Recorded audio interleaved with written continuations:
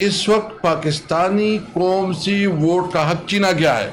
جب آپ سے ووٹ کا حق چھینا جاتا ہے، جب آپ کے پاس یہ رائٹ ہی نہیں ہوتا کہ آپ اپنی لیڈرشپ منتخب کریں، اس کا انتخاب کریں، جب آپ کے پاس یہ رائٹ نہیں ہوتا کہ آپ اپنے نمائندے چنیں، تو پھر کیا قانون سازی ہوگی؟ 26ویں آئینی ترمیم میں بتائیں پاکستانی قوم کو کیا فائدہ ہوا، کیا بینیفٹس ملے؟ 27ویں آئینی ترمیم میں بتائیں۔ بلکہ میں یہ چیلنج کرتا ہوں کہ اس پارلیمنٹ نے، جو اس کو پارلیمنٹ کہنا بھی مجھے افسوس ہوتا ہے کہ اس کو پارلیمنٹ کہیں، کہ اس میں آج تک کوئی ایسا قانون ہو جو عوام کے مفاد کے لیے ہو۔ 80 ہزار، 1 لاکھ 50 ہزار ووٹ سے ہاری ہوئی لوگ، پھر کیا وہ عوام کی کوئی پرواہ کریں گے؟ اس لیے سب سے پہلے پاکستان میں وہ پارلیمنٹ ہونا چاہیے جو عوام کی صحیح نمائندہ ہو اور جو عوام کی بات کرے، عوام کی حقوق کی تحفظ کرے۔ ماشاءاللہ انہوں نے کہا کہ شہباز شریف جو ہے بہت بڑا چیمپئن ہے، وہ جو ہے نا پتہ نہیں تیز رفتار ہے کہ کیا رفتار ہے، وہ جو ہے نا بہت بڑا اس کا سپیڈ ہے۔ آپ نے دیکھ لیا کہ وہ اسٹیٹسٹک آپ کے سامنے رکھیں گے کہ ہماری حکومت 9 اپریل کو ختم ہوئی 22 میں، اس وقت ہماری اکانومی کی پوزیشن کیا تھی اور اب کیا ہے، اس کا پورا تقابلی جائزہ لے لیں کہ آپ جب ججز کو ٹرانسفر کریں گے، دنیا کی تاریخ میں کوئی اسی مثال نہیں ملتی۔ ٹھیک ہے، ہوگا جب وہ اپنی خواہش سے یا اپنی مرضی سے جاتے ہیں، لیکن جب آپ اس کو سزا دیتے ہیں تو جب جج اپنے لیے انصاف نہیں مان سکتا، اپنے لیے انصاف نہیں کر سکتا، تو وہ قوم کو کیا انصاف دے گا؟ عمران خان کے ساتھ جو سلوک روا رکھا جا رہا ہے، یعنی وہ ایک اس ملک کا وزیر اعظم رہا ہے، ایک بہت بڑا سیلیبریٹی ہے، اور بحیثیت ایک شہری کہ ایک پاکستانی شہری کی ان کی حقوق ہے، رائٹس ہے، رولز ہے، اس میں بالکل کلیئر ہے کہ اس کو اپنی رولز کے مطابق، قانون کے مطابق اس کا جو علاج ہونا چاہیے، یا جیل مینول کے مطابق اس کو جو فیسلٹی ملنی چاہیے، ہم اس کا مطالبہ کرتے ہیں۔ تو اس وقت تو عملاً یہ ملک جو ہے نا بنانا ریپبلک بن گیا ہے، اور بنیادی وجہ یہ ہے کہ جب ملک میں ووٹ کا تقدس پامال ہو جاتا ہے۔ یعنی میں صرف یہ بات کرنا چاہتا ہوں کہ دیکھیں اس وقت پاکستانی قوم سے ووٹ کا حق چھینا گیا ہے۔ جب آپ سے ووٹ کا حق چھینا جاتا ہے، جب آپ کے پاس یہ رائٹ ہی نہیں ہوتا کہ آپ اپنی لیڈرشپ منتخب کریں، اس کا انتخاب کریں، جب آپ کے پاس یہ رائٹ نہیں ہوتا کہ آپ اپنے نمائندے چنیں، تو پھر کیا قانون سازی ہوگی؟ پھر وہی قانون سازی ہوگی جو مقتدرہ جس طرح چاہتی ہے کہ وہ ظلم اور جبر کا نظام ہو۔ 26ویں آئینی ترمیم میں بتائیں پاکستانی قوم کو کیا فائدہ ہوا، کیا بینیفٹس ملے؟ 27ویں آئینی ترمیم میں بتائیں۔ بلکہ میں یہ چیلنج کرتا ہوں کہ اس پارلیمنٹ نے، جو اس کو پارلیمنٹ کہنا بھی مجھے افسوس ہوتا ہے کہ اس کو پارلیمنٹ کہیں، کہ اس میں آج تک کوئی ایسا قانون ہو جو عوام کے مفاد کے لیے ہو۔ عوام کے مفاد کے لیے کوئی قانون سازی نہیں ہو رہی، کیونکہ پاکستانی عوام سے ووٹ کا حق چھینا گیا۔ ان کو پتہ ہے، جو ادھر بیٹھے ہیں ان کو پتہ ہے کہ ہمیں تو عوام نے منتخب نہیں کیا ہے۔ 80 ہزار، 1 لاکھ 50 ہزار ووٹ سے ہاری ہوئی لوگ، پھر کیا وہ عوام کی کوئی پرواہ کریں گے؟ اس لیے سب سے پہلے پاکستان میں وہ پارلیمنٹ ہونا چاہیے جو عوام کی صحیح نمائندہ ہو اور جو عوام کی بات کرے، عوام کی حقوق کی تحفظ کرے۔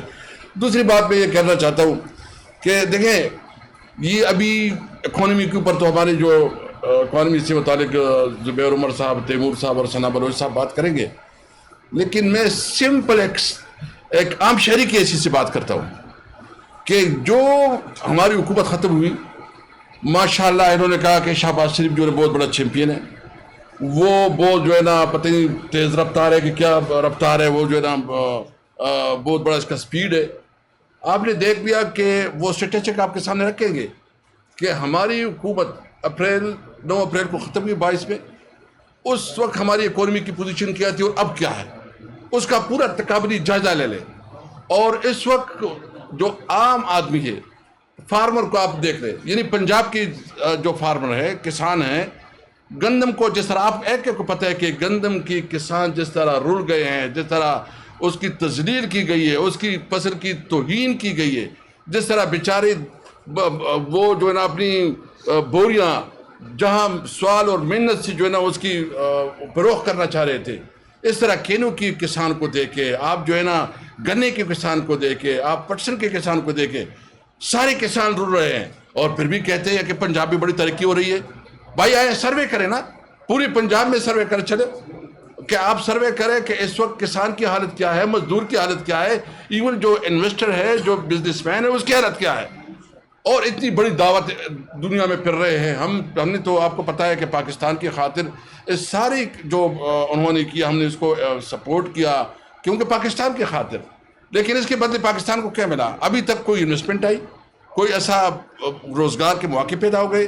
یہ حکومت مکمل طور پر ناکام ہے. اس حکومت کی کوئی کریڈیبلٹی نہیں ہے. میں شہباز شریف صاحب اور جو اس کے فائنانس منسٹر ہے اس سے صرف اتنا سوال کرتا ہوں کہ آپ اس وقت ایک غریب کسان, ایک غریب مزدور اور ایک عام نوکر پیشہ, اس کی گھر کی بجٹ جو ہے نا بنا کے دے دے کہ بجلی کی مہنگی بلیں کیسے ادا کرے, گیس کی بلیں کیسے ادا کرے, آٹا کیسے خریدے, یا جو بھی چیزیں ہیں. اس لیے ضرورت اس وقت, اور پھر جو کل جو واقعہ ہوا ہے یعنی مجھے یہ بتایا کہ جوڈیشری کے ساتھ جو ہوا کہ آپ جب ججز کو ٹرانسفر کریں گے, دنیا کی تاریخ میں کوئی اسی میں مثال نہیں ملتی. ٹھیک ہے, ہوگا جب وہ اپنی خواہش سے یا اپنی مرضی سے جاتے ہیں, لیکن جب آپ اس کو سزا دیتے ہیں تو جب جج اپنے لیے انصاف نہیں مان سکتا, اپنے لیے انصاف نہیں کر سکتا, تو وہ قوم کو کیا انصاف دے گا؟ دنیا میں کیا اس کی تصویر پاکستان کی بنی؟ اس لیے پاکستان عملاً ایک بنانا ریپبلک ہے. اس میں اس وقت نہ کوئی قانون ہے, نہ کوئی آئین ہے, نہ پارلیمنٹ کی سے ہے. اس وقت ہمیں جو اس وقت جدوجہد کا ہمارے لیے واحد راستہ ہے. عمران خان جو جیل میں ہے, ہماری جو جدوجہد ہے وہ عمران خان کے لیے, عمران خان ہمارے لیے جیل میں ہے. اور ہم اس لیے کہتے ہیں کہ پاکستان کی ایک عوام کی منتخب پارلیمنٹ ہونی چاہیے, آزاد عدلیہ ہونا چاہیے, اور سول سپرمیسی ہونی چاہیے. میں آخر میں دو باتیں اپنی صوبے کے حوالے سے کرنا چاہتا ہوں. دیکھیں, میں جس صوبے سے تعلق رکھ رہا ہوں وہاں CNG بند کی گئی. آپ کو پتہ ہے ہمارا جو گیس کا ہمارے اپنی صوبے کی پیداوار اتنی زیادہ ہے کہ ہمارے صوبے کے لیے وہ کافی ہے. لیکن زبردستی CNG جو عام رکشہ اور جو چھوٹے ہمارے ٹرانسپورٹر ہے اس کے لیے استعمال ہوتی ہے, CNG کی بندش سے مہنگائی بہت بڑھ گئی ہے. غریب جو ڈرائیور ہے, جو مزدور ہے, وہ بری طرح متاثر رہے ہیں. میں اپنی صوبائی حکومت سے مطالبہ کروں گا کہ وفاقی حکومت کو ایک خاص ٹائم دے دے, ڈیڈ لائن دے دے. اگر وہ اس ڈیڈ لائن پہ عمل نہیں کرتا تو چیف منسٹر خود آرڈر کرے, کیونکہ اس طرح تو نہیں ہو سکتا کہ ہمارے صوبے کی اپنی پیداوار ہے, ہماری صوبے کی جو ہے نا اپنے پیداوار ہے, اور اس پہ جو ہے نا CNG اپنے بند کی ہے, اس کی وجہ جتنی مہنگی کرائے ہو رہے ہیں, جتنی لوگوں کو تکلیف ہو رہی ہے, اس طرح اس تکلیف مزید برداشت نہیں کی جا سکتی. ساتھ ساتھ جو ہے نا ہمارا سارا دار و مدار افغانستان کے ساتھ بارڈر پہ ہے, ہمارا سارا کاروبار اس کے پاس ہے, اس کے ساتھ ہے. آپ نے وہ بند کیا ہے. ہماری انڈسٹری بالکل اس وقت بند ہو رہی ہے, ساری انڈسٹری بند ہو رہی ہے. NFC میں جو ہمارا شیئر ہے وہ سارے اسٹیٹسٹک جو ہے نا تیمور صاحب آپ کے سامنے رکھیں گے. NFC میں ہمارے شیئر جو ہمارا پرسنٹیج ہے جو کہ 14% سے 19% بن گیا, وہ آپ شیئر نہیں دے رہے ہیں. اور وہ شیئر چھوڑو جو آلریڈی ایگریڈ ہے اس کی بھی پیمنٹ نہیں ہو رہی ہے. ساتھ ساتھ جو ہے ہمارا نیٹ ہائیڈڈ پرافٹ ہے, اس لیے کہ اس صوبے کی عوام کو سزا دی جائے کہ انہوں نے کیوں یہ حکومت بنائی ہے. یہ حکومت ہے, یہ نظام, یہ بوجھ اور حسد اور بنیتی پہ نہیں چلتی, یہاں انصاف پہ چلتی ہے. اس لیے میں ایک بات بالکل واضح کرنا چاہتا ہوں, ہم اپنی جدوجہد جاری رکھیں گے, ہمیں کوئی مایوسی نہیں ہے, ہمیں کوئی یہ اگر کوئی بات کرے. لیکن میں بالکل یہ واضح کرنا چاہتا ہوں, ہماری سیاسی جدوجہد ہے, ہماری پرامن جدوجہد ہے. ہم جدوجہد کریں گے, کوئی ملیٹنٹ نہیں ہے. ہم پولیٹیکل ورکر ہیں, اور پولیٹیکل ورکر کے طور پر ہم اپنی جدوجہد جاری رکھیں گے. اور انشاءاللہ تعالی اس سیاسی اور پرامن جدوجہد, کیونکہ پیسفل سٹرگل وہ وائلنٹ سٹرگل سے زیادہ مضبوط ہوتی ہے. آپ نے دنیا کی تاریخ میں دیکھا, آپ نے گاندھی جی کو دیکھا, آپ نے بادشاہ خان کو دیکھا, آپ نے مارٹن لوتھر کنگ کو دیکھا, آپ نے نیلسن منڈیلا کو دیکھا کہ جب پیسفل سٹرگل ہوتی ہے وہ کامیابی جاتی ہے. عمران خان نے جو ہمیں سبق سکھایا ہے وہ اس بات کا ہے کہ ہم نے پرامن جدوجہد جاری رکھنی ہے. بہت شکریہ جی. زبیر عمر صاحب.